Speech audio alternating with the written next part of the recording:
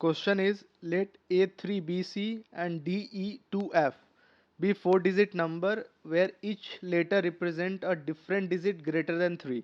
मतलब हमारे पास जो डिजिट होगा वो क्या होगा, 4, 5, 6, 7, 8, 9, 6 डिजिट ही होगा। और नंबर भी आप देखें A B C D E F, मतलब इसमें से ABCDEF हमें फाइंड करना है। नेक्स्ट देखते हैं, if the sum of the number is 15902, ये नंबर लिख लेते हैं पहले, DE2F। बोला गया इसका जो सम होगा वो होगा हमारा 15902, ठीक है। Then what is the difference between A and D. So A and D का डिफरेंस हमें निकालना है। सो सबसे पहला अप्रोच होगा हमारा, सी और एफ का सम जो है वो एक नंबर आएगा जिसका यूनिट डिजिट 2 होगा, यहाँ से हमें पता चल रहा है। सो अब हम ट्राई करते हैं सी एन एफ क्या क्या निकाल सकते हैं। 4 5 रख सकते हैं, 9 नहीं होगा, 4 6 10 नहीं होगा, 4 7 11 नहीं होगा, 4 8 12 हो सकता है। सो 4 8 एक पॉसिबिलिटी हो गया हमारा। नेक्स्ट देखते हैं, 4 9 नहीं होगा, देन 5 6 नहीं हो सकता है, देन 5 7 7 5 12 हो सकता है, 5 और 7 हो सकता है। नेक्स्ट देखते हैं, यहाँ एक ध्यान रखिएगा कि यूनिक डिजिट है, मतलब ABCDEF एक एक नंबर ही आएगा, ये तो बट ऑब्वियस दिख रहा है। देन 5 8 भी नहीं हो सकता, 13 है, 5 9 नहीं हो सकता। देन 6 7 देखते हैं, 6 7 13 हो जाएगा। देन 6 और 8 14 हो जाएगा, और 6 और 9 15 हो जाएगा, ये भी नहीं होगा। और 7 के आगे जाएंगे तो ये पॉसिबिलिटी नहीं है। इसका मतलब है हमारा दो ही फैक्टर है, दो पॉसिबिलिटी आया, 4 और 8, 5 और 7। सो इसमें एक चीज़ और ध्यान रखेंगे कि ये इंटरचेंज हो सकता है, मतलब पहला जैसे 4 और 8 रख रहे हैं तो सी का वैल्यू एक में 4 हो जाएगा एंड एफ का वैल्यू 8 हो जाएगा, दूसरे में सी का वैल्यू 8 हो सकता है एंड एफ का वैल्यू 4 हो सकता है। सो इस नुएंसेस को यहाँ कंसीडर नहीं कर रहे, बिकॉज हमारा मेन गोल है ए और डी का डिफरेंस निकालना है। तो अभी के लिए हम ये दो लेके ही चलते हैं। सपोज हम लोग 4 और 8 लेके चल रहे हैं। एग्जाम्पल देखते हैं, 4 और 8 हमारा हो गया यहाँ पर, ठीक है। ये 12 आ गया और एक हमारा यहाँ कैरी बच गया। उसके बाद हमारा इक्वेशन क्या बना है, यहाँ बी बना है, यहाँ 2 बना है, ठीक है। हम लोग स्टेप बाय स्टेप चलेंगे। अब देखिए यहाँ पर हमारा 2 है, यहाँ 1 है, मतलब 3 प्लस बी हमारा होना क्या चाहिए, 0। 3 प्लस बी 0 होना चाहिए, मतलब यहाँ 7 का, यहाँ बी के लिए हमारा वैल्यू क्या बच जाता है, एक सिंपल वैल्यू बच जाएगा, 7 ही बचेगा।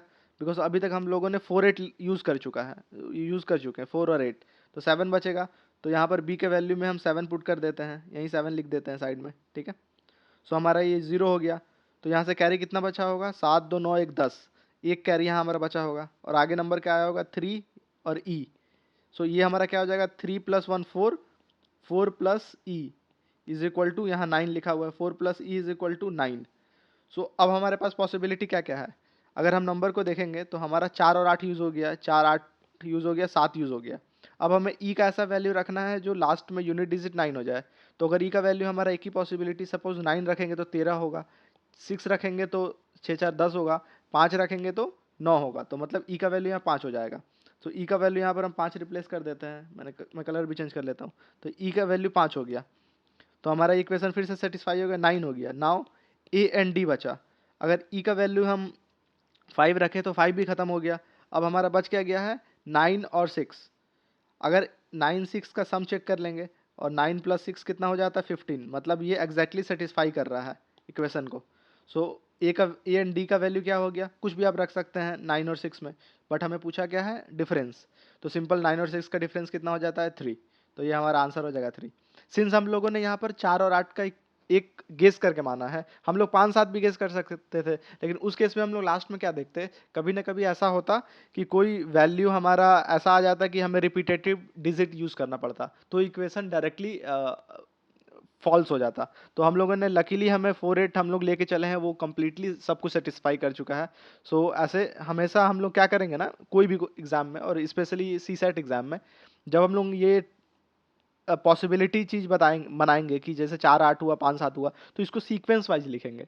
यूपीएससी एक चीज़ ट्रेंड करता है, ये जानता है कि जो सीक्वेंस वाइज होता है, तो सपोज आपका 6 पॉसिबिलिटी बना, तो जनरली यूपीएससी का हर क्वेश्चन पहला या दूसरा पॉसिबिलिटी एग्जैक्टली हर कंडीशन मैच कर जाता है। तो आप रैंडमली पॉसिबिलिटी मत चेक कीजिएगा, आप आराम से 4 5 6 7 8 9 लिखिए, और एकदम डिसेंडिंग ऑर्डर में स्टार्ट कीजिए, 4 5 4 6 ऐसे करके, और उस हिसाब से पॉसिबिलिटी आप उस हिसाब से आप टेस्ट केस चूज करना स्टार्ट कीजिए, तो आपका आंसर जल्दी मिलेगा। जैसे हम लोगों ने यहाँ 4 8 यूज़ किया और 4 8 एग्जैक्टली फिट हो गया, तो यहाँ से हमारा आंसर हो गया सी। यूपीएससी सी सेट 2020 का कंप्लीट सॉल्यूशन का प्लेलिस्ट मेरे चैनल पे अवेलेबल है, साथ में मैं लिंक डिस्क्रिप्शन में दे दूंगा, आप वहां से देख सकते हैं। और वीडियो अच्छा लगा हो तो वीडियो को लाइक और चैनल को सब्सक्राइब कीजिए। Thank you.